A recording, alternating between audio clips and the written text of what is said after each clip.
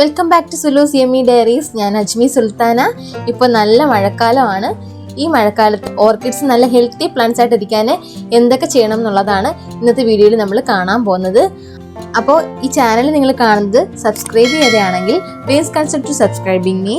അപ്പോൾ നമുക്ക് വീഡിയോയിലേക്ക് പോകാം. മഴക്കാല പരിചരണം വളരെ അത്യാവശ്യമുള്ള ഒരു പ്ലാന്റ് ആണ് ഓർക്കിഡ് പ്ലാന്റ്സ്. മഴ അധികരിക്കുകയാണെങ്കിൽ ഓർക്കിഡ് പ്ലാന്റ്സിന് ധാരാളമായിട്ടുള്ള അസുഖങ്ങൾ ഉണ്ടാകാനുള്ള ചാൻസ് ഉണ്ട്. അതുകൊണ്ട് തന്നെ നമ്മൾ മഴക്കാലത്ത് ഓർക്കിഡ് പ്ലാന്റ്സിന് നന്നായിട്ടൊന്ന് കെയർ കൊടുക്കണം. ആദ്യം തന്നെ നമ്മൾ ചെയ്യേണ്ടത്, നന്നായിട്ട് വെള്ളം വീഴുന്ന സ്ഥലമാണെങ്കിൽ അവിടെ ഒന്ന് ഓർക്കിഡ് പ്ലാന്റ്സിനെ താൽക്കാലികമായിട്ട് നമ്മൾ വേറൊരു സ്ഥലത്തോട്ട് മാറ്റി വെക്കുക. അല്ലെന്നുണ്ടെങ്കിൽ പോളി ഹൗസിലോ ഷെയ്ഡ് നെറ്റ് അടിച്ചിട്ട് അവിടെയോ നമുക്ക് ഓർക്കിഡ്സിനെ സൂക്ഷിക്കാവുന്നതാണ്. ഈ മഴക്കാലത്ത് ഓർക്കിഡ് ഗ്രോവേഴ്സ് നേരിടുന്ന ഏറ്റവും വലിയ പ്രോബ്ലം കൂമ്പ് ചെയ്യലും വേര് ചെയ്യലും അതുപോലെ തന്നെ ഒച്ചിൻ്റെ ആക്രമണമാണ്. ഇത് മൂന്നും കൂടി നമ്മുടെ ഓർക്കിഡ് പ്ലാന്റ്സിനെ അഫക്റ്റ് ചെയ്യുകയാണെങ്കിൽ പൂർണ്ണമായിട്ട് നമ്മുടെ ഓർക്കിഡ് പ്ലാന്റ്സ് നശിച്ചു പോകും. അപ്പോൾ മഴക്കാലം ആകുമ്പോൾ നമ്മൾ ആദ്യം തന്നെ ചെയ്യേണ്ടത് ഓർക്കിഡ്സിനെ നമ്മൾ ഏതെങ്കിലും ഷെയ്ഡിലോട്ടോ അല്ലെങ്കിൽ ഷെയ്ഡ് നെറ്റ് കിട്ടിയ ഭാഗത്തോട്ടോ മാറ്റുക എന്നുള്ളതാണ്. അപ്പോൾ തന്നെ നമ്മുടെ പ്ലാന്റ്സ് പകുതി സേഫായി കഴിഞ്ഞു. രണ്ടാമതായിട്ട് ശ്രദ്ധിക്കേണ്ടത് പോട്ടിംഗ് ആണ്. പോട്ടിങ്ങിൽ തൊണ്ടിൻ്റെ പീസ് കൂടുതലായിട്ടുണ്ടെന്നുണ്ടെങ്കിൽ മസ്റ്റായിട്ട് നമ്മൾ റീപോട്ട് ചെയ്യാനായിട്ട് ശ്രദ്ധിക്കുക. റീപോട്ട് ചെയ്യുമ്പോൾ നിങ്ങൾ തൊണ്ടിൻ്റെ പീസ് ചേർക്കേണ്ട ആവശ്യമില്ല. ഡെൻഡ്രോബിയത്തിനായാലും ഫെർട്ടിലൈസേഴ്സിനായാലും തൊണ്ടിൻ്റെ പീസ് അത്ര അത്യാവശ്യമുള്ളതല്ല. നമ്മൾ ഡെയിലി നമ്മൾ നനച്ചു കൊടുക്കുകയെന്നുണ്ടെങ്കിൽ തൊണ്ടിൻ്റെ പീസ് തീരെ തന്നെ ആവശ്യമില്ല. തൊണ്ടിൻ്റെ പീസ് ഇരിക്കുമ്പോഴാണ് കൂടുതലായിട്ട് വേര് ചെയ്യലുണ്ടാവുന്നത്.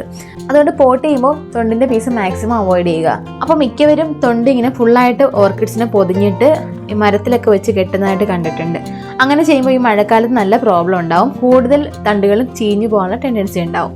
അതുകൊണ്ട് അങ്ങനെ നിങ്ങൾ പോട്ട് ചെയ്ത് വെച്ചിട്ടുണ്ടെങ്കിൽ അത് നമ്മൾ ഏതെങ്കിലും തണലുള്ള ഭാഗത്തോട്ട്, അതായത് മഴ വീഴാത്ത സ്ഥലത്തോട്ട് മാറ്റി വെക്കുക. പ്രത്യേകിച്ച് നമ്മൾ നഴ്സറിയിൽ നിന്ന് വാങ്ങിക്കൊണ്ട് വരുന്ന പോട്ടിംഗ് ആണെങ്കിൽ മസ്റ്റായിട്ട് റിമൂവ് ചെയ്യുക. നഴ്സറിയിൽ നിന്ന് കൊണ്ടുവരുന്ന സെയിം പോട്ടിംഗ് മിക്സറാണ് നമ്മൾ വീട്ടിൽ കൊണ്ടുവന്നിട്ട് കണ്ടിന്യൂ ചെയ്യുന്നത് കൊണ്ടാണ് നമ്മുടെ കൂടുതൽ ഓർക്കിഡ്സ് നശിച്ചു പോകുന്നത്.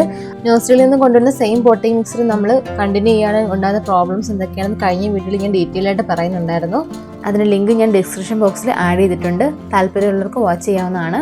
പിന്നീട് നമ്മൾ ശ്രദ്ധിക്കേണ്ടത് പോട്ടാണ്. ധാരാളം ഹോൾസ് ഉള്ള പോട്ടാണ് ഓർക്കിഡ്സിന് ഏറ്റവും നല്ലത്.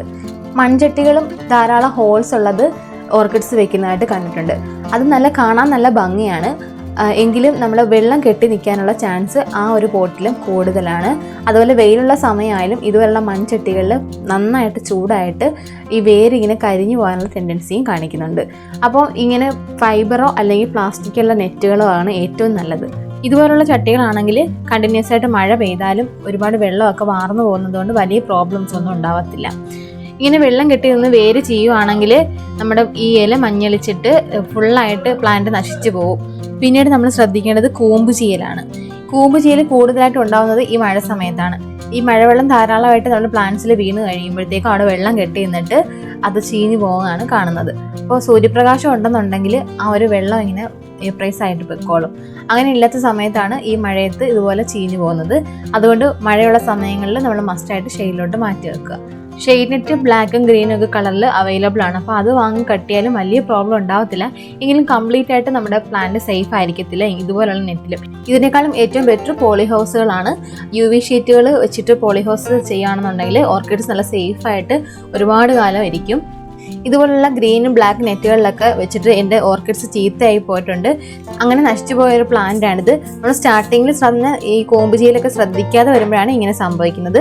കൂമ്പ് ചെയ്യൽ തുടക്കത്തിൽ തന്നെ കണ്ടുപിടിക്കുകയാണെങ്കിൽ ആ ഭാഗം കട്ട് ചെയ്ത് ഫംഗിസൈഡ് അപ്ലൈ ചെയ്ത് നിർത്താമെന്നുണ്ടെങ്കിൽ വളരെ കാലം അത് കേടുകൂടാതെ ഇരുന്നോളും.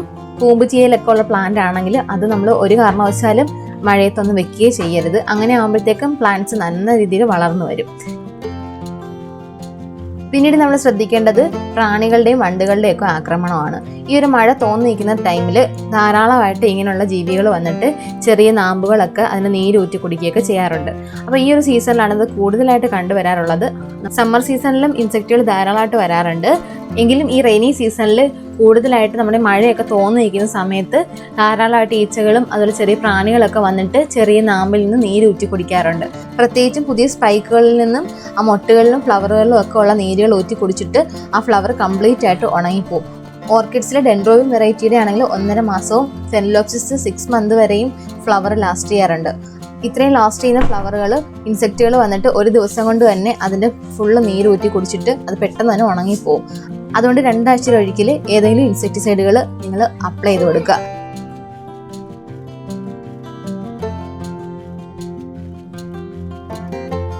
മഴയത്തിരിക്കുന്ന പ്ലാന്റ്സുകളാണെങ്കിൽ മഴ പെയ്ത് കഴിയുമ്പോഴത്തേക്ക് നമ്മൾ ഏത് ഇൻസെക്ടിസൈഡ് അപ്ലൈ ചെയ്ത് കൊടുത്താലും അത് ഫുള്ളായിട്ട് അങ്ങ് പോകും. മഴയൊക്കെ തോന്നിയിരിക്കുന്ന ടൈമിൽ വേപ്പെണ്ണ മിശ്രിതം അല്ലെന്നുണ്ടെങ്കിൽ ഏതെങ്കിലും ഇൻസെക്ടിസൈഡുകൾ സ്പ്രേ ചെയ്ത് കൊടുക്കാവുന്നതാണ്. അങ്ങനെയുള്ളപ്പോൾ വലിയ ശല്യമൊന്നും ഉണ്ടാവത്തില്ല. ഇതേ രീതിയിൽ നമ്മുടെ പ്ലാന്റ്സുകളെല്ലാം നന്നായിട്ട് കെയർ ചെയ്ത് കൊടുക്കും. ഇല്ലെന്നുണ്ടെങ്കിൽ ഇതുപോലുള്ള ഇൻസെക്റ്റുകൾ വന്നിട്ട് നമ്മുടെ ഫ്ലവർ ഫുള്ളായിട്ട് നശിപ്പിച്ച് കളയും. പിന്നീട് നമ്മൾ ശ്രദ്ധിക്കേണ്ട ഏറ്റവും ഇമ്പോർട്ടൻ്റ് ആയിട്ടുള്ള ഒരു കാര്യമാണ് ഒച്ചിൻ്റെ ആക്രമണം. ഒച്ചാണ് നമ്മളുടെ ഓർക്കിഡിനെ കംപ്ലീറ്റ് ആയിട്ട് നശിപ്പിക്കുന്നത്. ഈ മഴ സ്റ്റാർട്ട് ചെയ്യുന്ന ടൈമിലാണ് ഒച്ചിൻ്റെ മുട്ടകൾ വിരിയാൻ തുടങ്ങുന്നത്. അപ്പം നിങ്ങൾ ഈ ഒരു സമയത്ത് രാത്രി കാലങ്ങളിൽ ടോർച്ച് അടിച്ച് നോക്കാന്നുണ്ടെങ്കിൽ ധാരാളമായിട്ട് ഒച്ച് ഇങ്ങനെ ചെടിയിൽ വന്ന് പറ്റിപ്പിടിച്ചിരിക്കുന്നത് കാണാം. ഇപ്പം നല്ല ചെറിയ ഒച്ചുകളായിരിക്കും, അതുകൊണ്ട് അധികം അങ്ങനെ കാണാൻ പറ്റത്തില്ല. നല്ല രീതിയിൽ ചെക്ക് ചെയ്ത് നോക്കുക. അപ്പോൾ ഈ ഒരു പ്ലാന്റിൽ ഒച്ചിരിക്കുന്നത് നിങ്ങൾക്ക് കാണാമല്ലോ, വളരെ ചെറിയ ഒച്ചുകളാണ്. ഇതിങ്ങനെ വലുതായി കഴിഞ്ഞാൽ വീണ്ടും ഇത് മുട്ടയിട്ട് വിരിയിച്ചുകൊണ്ടിരിക്കും. ഈ ഒച്ചുകളെല്ലാം നമുക്ക് ഉപ്പുവെള്ളത്തിലിട്ടിട്ട് നശിപ്പിച്ച് കളയാവുന്നതാണ്. ഇങ്ങനെ പ്ലാന്റ്സിൽ ഒച്ചിനെ കാണുവാണെങ്കിൽ ഈ പ്ലാന്റിന്റെ പോട്ടിങ് കംപ്ലീറ്റ് ആയിട്ട് മാറ്റേണ്ടതാണ്. കഴിഞ്ഞ വീഡിയോയിൽ ഒച്ചിൻ്റെ മുട്ടകളൊക്കെ നമ്മൾ പോട്ടിങ് മിക്സറിൽ ഇരിക്കുന്നത് പ്രത്യേകിച്ച് കാണിച്ചിട്ടുണ്ടായിരുന്നു. അപ്പോൾ അതിൻ്റെ ലിങ്ക് ഞാൻ ഡിസ്ക്രിപ്ഷൻ ബോക്സിൽ ആഡ് ചെയ്തിട്ടുണ്ട്.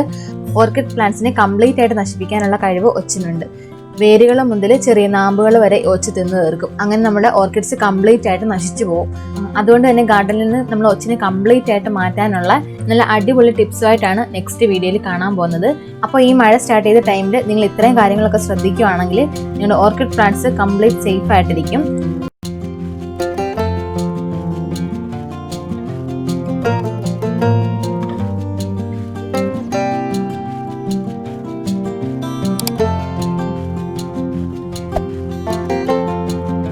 അപ്പോൾ ഇന്നത്തെ മഴക്കാല പഠനത്തെ പറ്റിയുള്ള വീഡിയോ എല്ലാവർക്കും ഇഷ്ടമായെന്ന് കരുതുന്നു. അപ്പോൾ ഇന്നത്തെ വീഡിയോ ഇഷ്ടമായെങ്കിൽ ലൈക്ക് ചെയ്യാനും ഷെയർ ചെയ്യാനും സബ്സ്ക്രൈബ് ചെയ്യാനും മറക്കരുത്. Thank you for watching.